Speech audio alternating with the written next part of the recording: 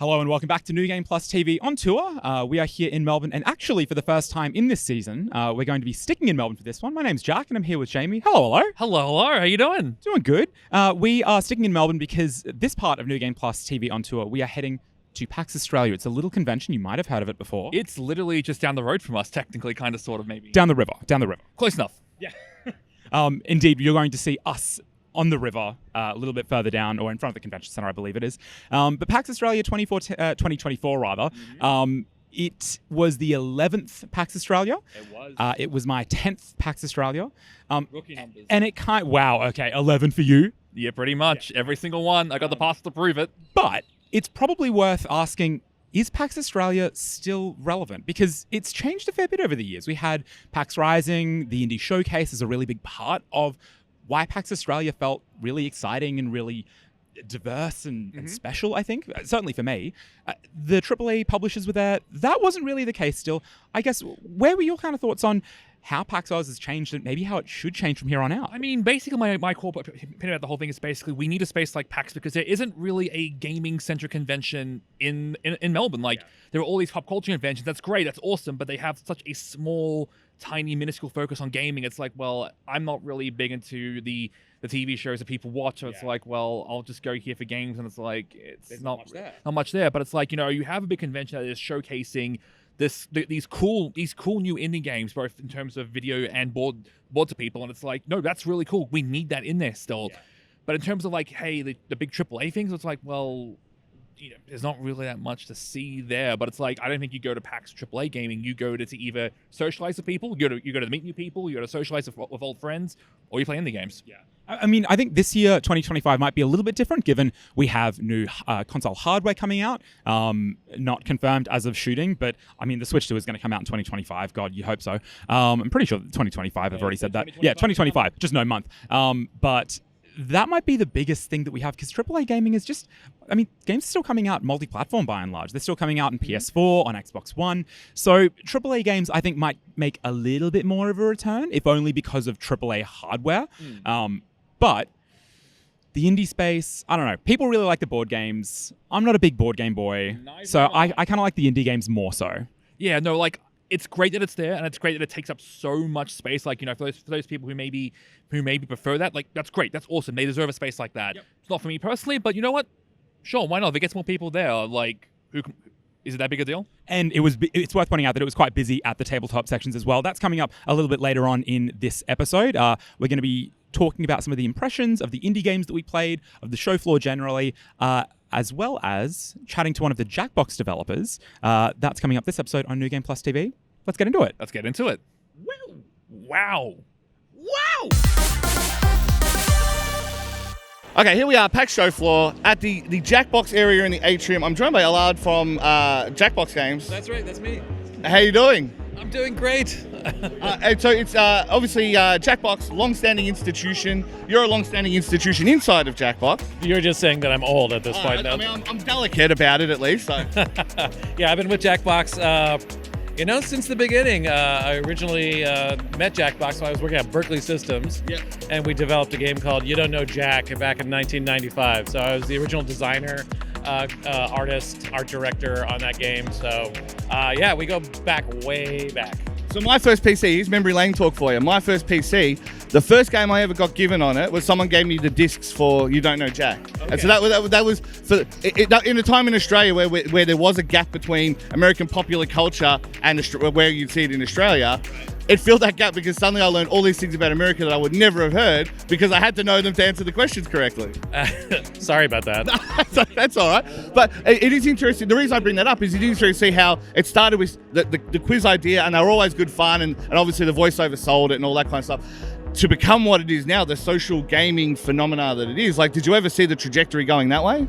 Well, back in the day, you had to crowd around the computer to play with your friends, right? Yeah. So unless you were playing by yourself, I'm sorry. That was how I had to learn, yeah. And then I get wrong answers just so I could pretend I was playing with someone. Right, exactly.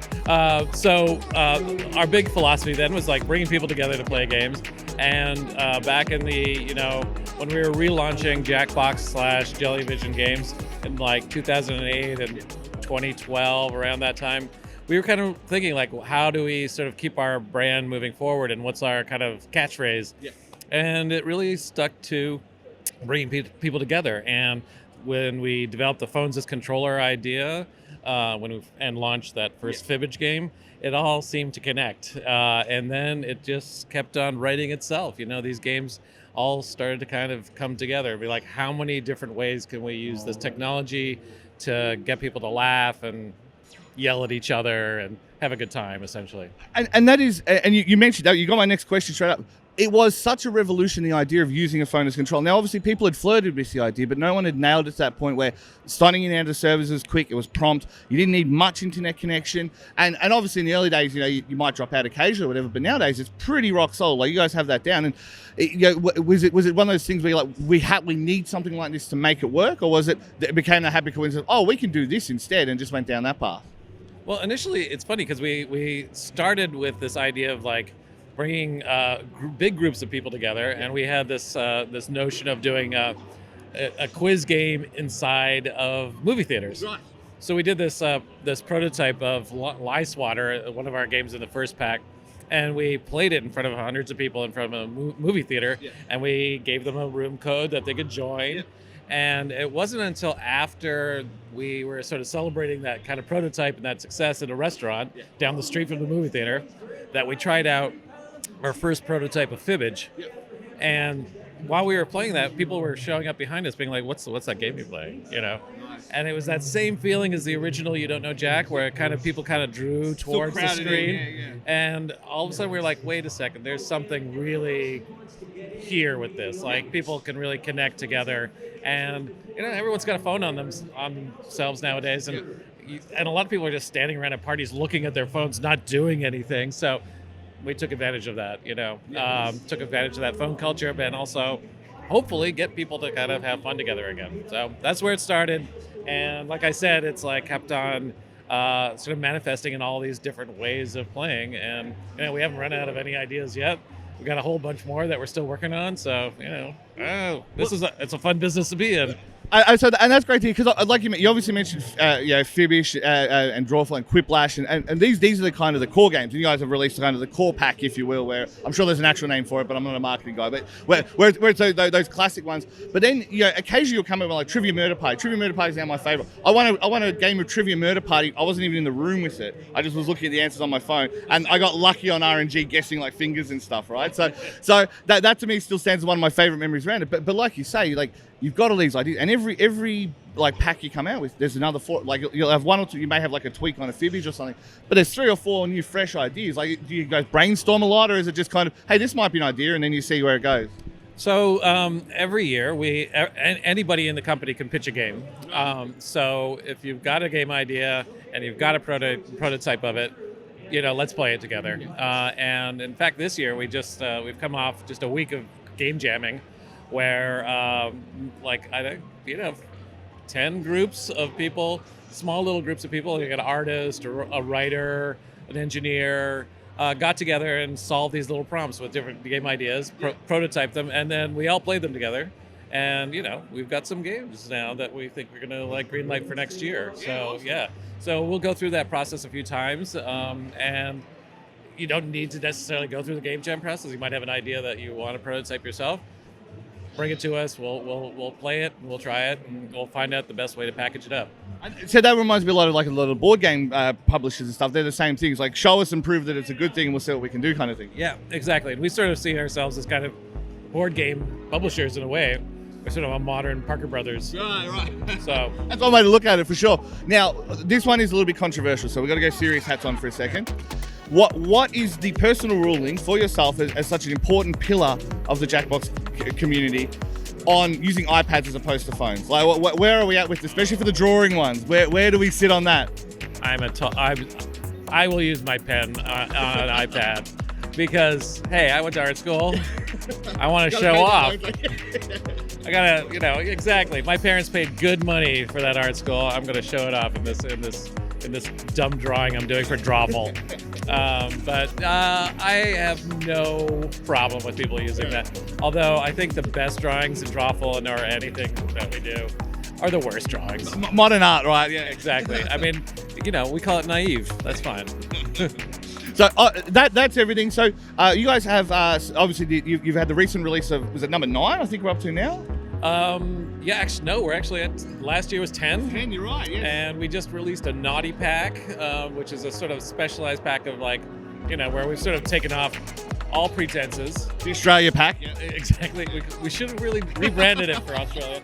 And we're about to release the Jackbox Survey Scramble, which is a special survey game that has multiple different modes of play.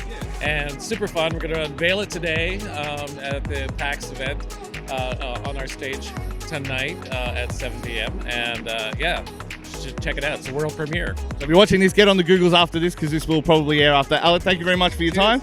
And enjoy Australia. Yeah, no, have a great time every time I'm here. Love it.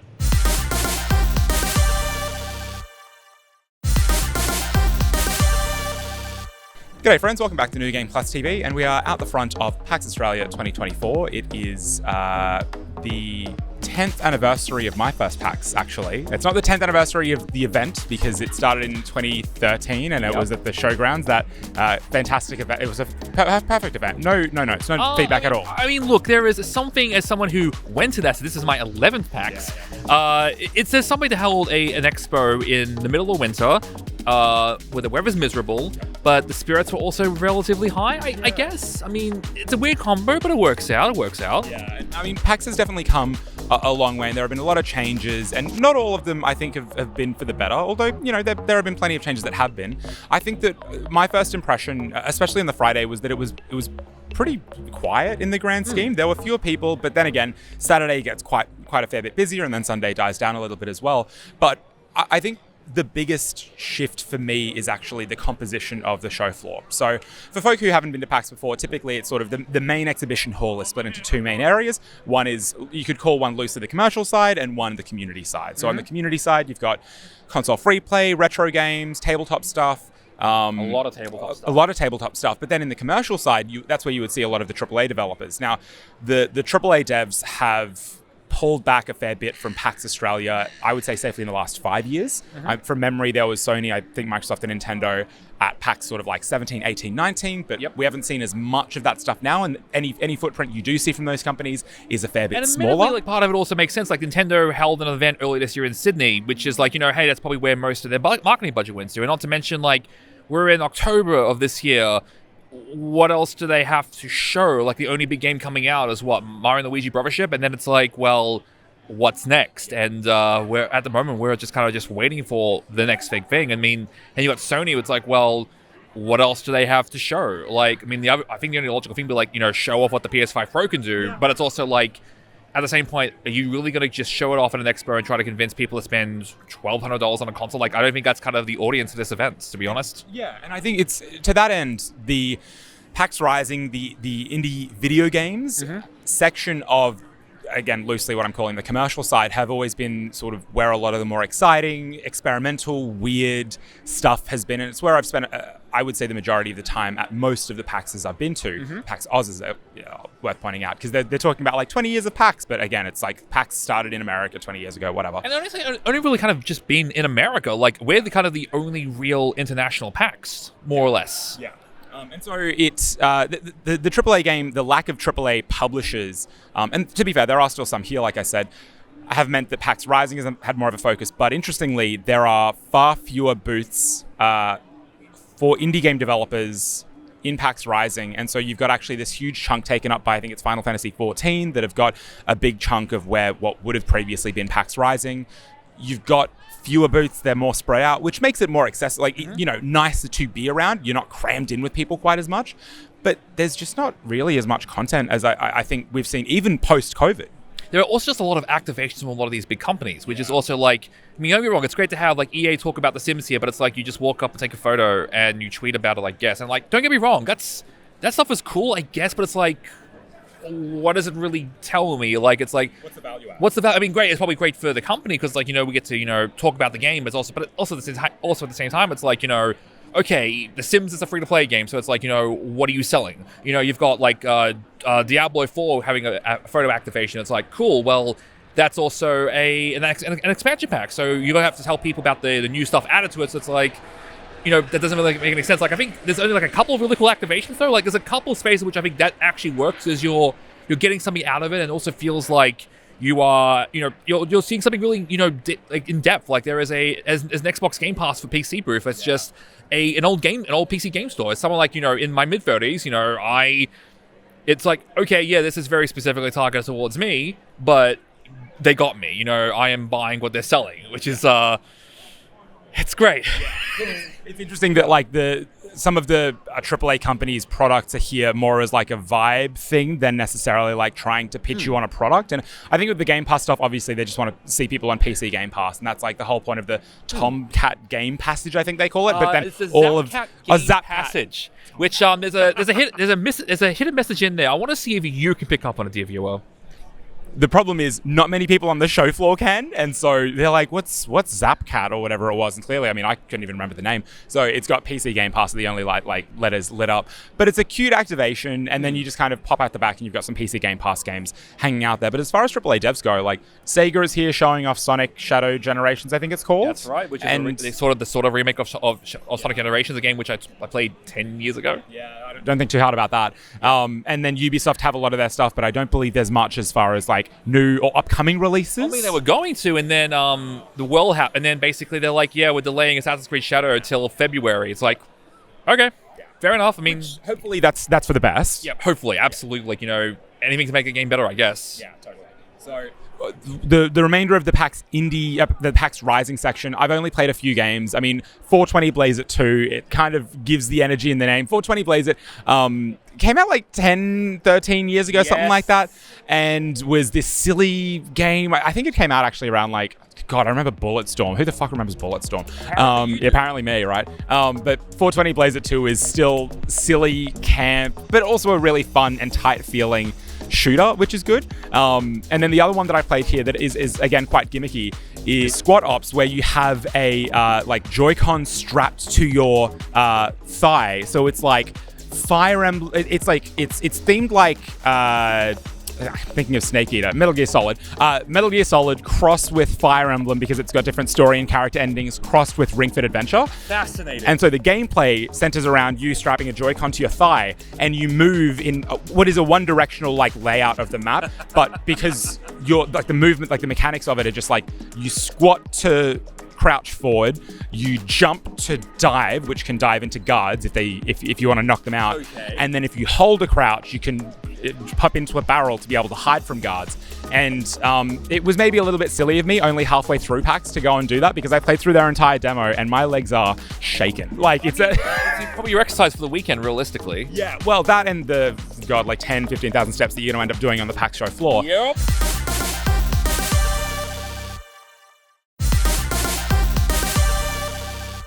G'day friends, welcome back to New Game Plus TV, and we are out the front of PAX Australia 2024. I think the thing that is a bit frustrating around PAX Rising for me is that I feel like there's not as much leaning into the gimmicky, leaning into the novel. Like, I don't want to say unoriginal, because like that's a not true, and particularly rude to like all of the developers here that work on really cool stuff, but it's not like that, like, oh, what the hell is that? Because I think that's what I loved seeing in a lot of PAX Rising games. Some weird stuff that you'll never really get anywhere else. So I would love to know if that energy has gone to, say, South by Southwest or any other expo that's been popping up in the last couple of years or so. Well, I mean, maybe I'm spoiled for it because I've made a habit of going to Bit Summit more recently, and Bit Summit especially has like parts of that show floor dedicated to the weird shit, like just stuff that doesn't really make sense in like a commercial product, but it's just a fun experience to have. But there's a lot more tabletop stuff, a lot more card game stuff in the commercial section, and I mean, you've been playing a fair bit of it. Yeah, so I spent a bunch of time today playing Disney Lorcana because I'm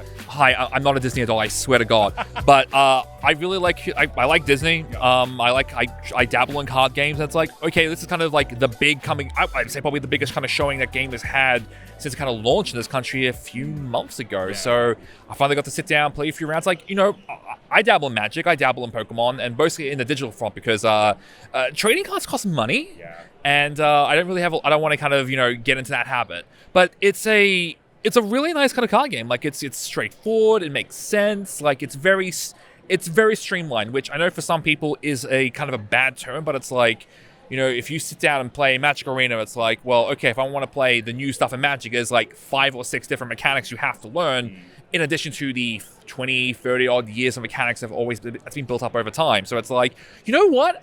That's cool and all. I'm not going to say it's a bad thing, but it's like, I just want to sit down and play a card game where I can play Mickey Mouse and, he gets a buff because he's a public domain character. I have no idea.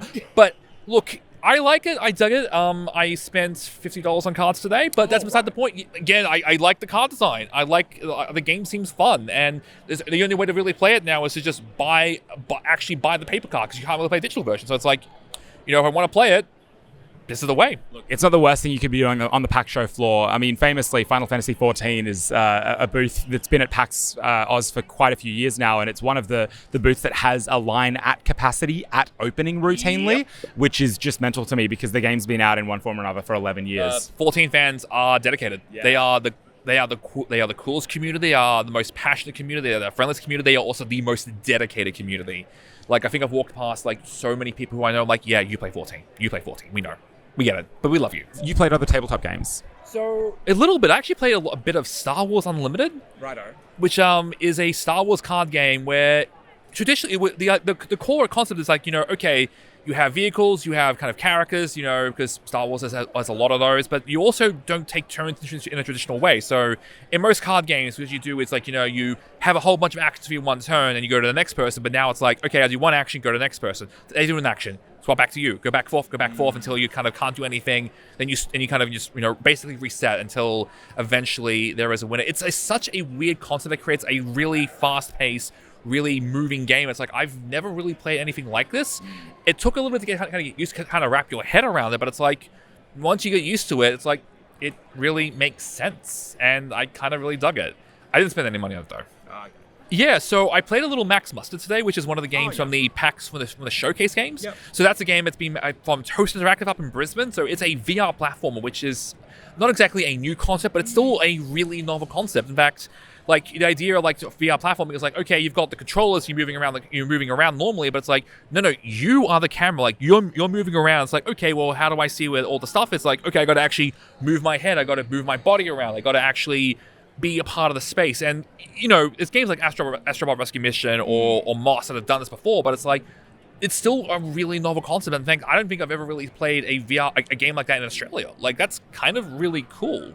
I don't know if it, something like a VR headset, but hey, it's still a really neat idea. Like, they won awards for this game, so can't be that bad. Can't be that bad of a deal. Yeah, I'm just happy we have a space like this. Like, I mean, there isn't really a massive big. I mean, South by has a gaming section, but it's like, it's cool and it's great and it's awesome, but it's not like the focus of the show. Yeah, right. Like, you come to PAX and it's like, no, here is like it is all about games, and it's really beautiful. Like, we're sitting out here in South Wharf. There are people in cosplay just having a great time, just interacting with the world. Like, we're looking at a Ferris wheel right now, and it's amazing. And it's like, you have all these, there's nothing really quite like it. And it's wild, but I really, really dig it. Yeah. I think that PAX Oz still stands as a really fun opportunity to see a bunch of the community out in force. And like, cosplay is the most visually obvious way I think that we see a lot of that, but it's also where a lot of developers maybe begrudgingly end up on the show floor for 3 days and exhausted by the end of it. God bless them. But you mentioned the fact that some of them may have been doing the thing for the whole week as well, which yes, you guys, y'all rule. Yeah, like Games Week continues to be a bit of a gauntlet to run. But to be able to see game devs, game media folk, just fans, plenty of creators as always, it's the energy is, I wouldn't go as far as say electric, but it is uplifting for sure. And I think that's probably still the best pitch on PAX Oz. The content, sure, we have seen more compelling years as far as show floor content is concerned, but it doesn't take away from the fact that it's lovely to be here, it's lovely to be in Melbourne, it's lovely to have nice weather, which you can't always count on in this city. Yeah. To be able to just hang out during the day, fucking beautiful blue skies, at night, city lights up, plenty of opportunities to catch up with old friends that you've not seen for potentially 1, 2, 5, 10 years. Or new people that, you've somehow decided, because we're all still using Twitter in the year of our Lord 2024, so it's like, hey, I'm still meeting people, and you still kind of catch up and saying, hey, what's up? How you doing? You doing well? How's your day been? It's always beautiful, and I love it. I wouldn't trade it for the world. No. And if you are using Twitter in the year of our Lord 2024, God forbid, you can follow New Game Plus there at New Game Plus TV. Instagram, Twitter, and Facebook. Our YouTube channel is youtube.com/New Game Plus TV, and the website is newgameplus.tv. Got it in one. Yeah, I guess I've had a little bit more practice this year. We've finally been filming some more stuff after a few years off. Beautiful, amazing. I love it. Oh, it's God. Good stuff. It's good stuff. Look, Jamie, thank you so much for hanging out with me at PAX. Thank you for hanging out with me, Max. Thanks for hanging out with us. We'll catch you next time.